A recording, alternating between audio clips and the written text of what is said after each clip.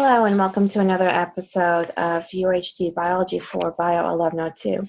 Today we'll be discussing a rather unique plant known as Lamprocapnos spectabilis, otherwise known as bleeding heart. As you can see, this is due to the fact that the four petals that this flower has form a unique heart shape. The external petals are actually the ones that form the actual heart shape with spurs on the ends. And the internal petals actually form around the stigma of the flower, forming the signature water drop or blood drop-like shape that gives the plant its unique name of bleeding heart. Now, this particular plant comes in a variety of white and pink typically, but due to mutation, later on had a yellow variety referred to as golden heart. Also, due to human involvement, the red, black, purple, and blue varieties that are now available came into being. These plants grow along a kind of stem-like structure referred to as a runme and alternate growth patterns. Now, what makes this particular flower extremely unique is the fact that its sap is pretty toxic with various alkaloids that can actually cause skin irritation amongst other allergic reactions. But the main reason why this is so interesting is because of the fact that these alkaloids actually have pharmaceutical components. So despite the fact that this plant is toxic, it actually can be used to create life-saving or life-changing drugs like antidepressants and anti-cancer agents.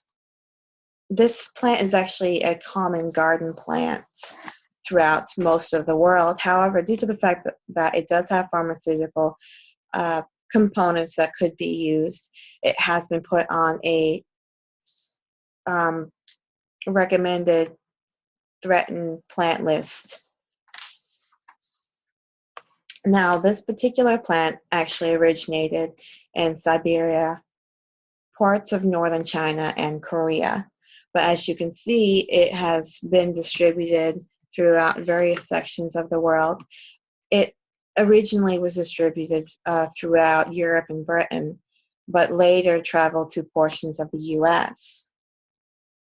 Now, this plant is actually a perennial, so it goes dormant during the winter months. It tends to actually prefer more temperate climates and shade, but with extra accommodations, it can actually tolerate more extreme temperatures and windiness. Now, this particular plant, this is the lineal table of this plant. It is actually pretty closely related to poppies. The Fumariaceae is the family it is from. Now, I'm mentioning this in particular as I could not find a tree that specifically mentioned the Lamprocapnos, so I went with a tree that had its closest relative, which is native to North America. This particular one is the Centra eximia, which is actually a native version of the bleeding hearts that is native to North America in and of itself. As you can see, there's the family, and then it should be right about here, but unfortunately I wasn't able to find a completed tree to that degree.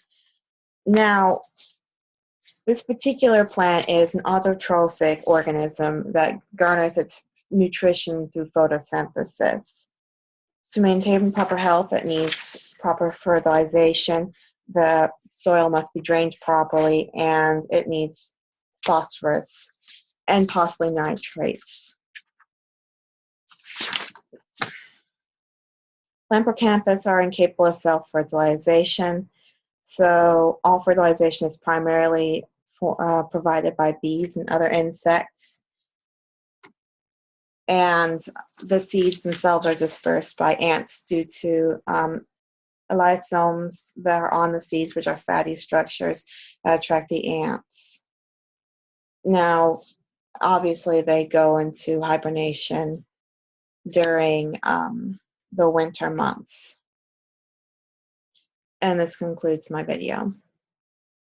And this is the references.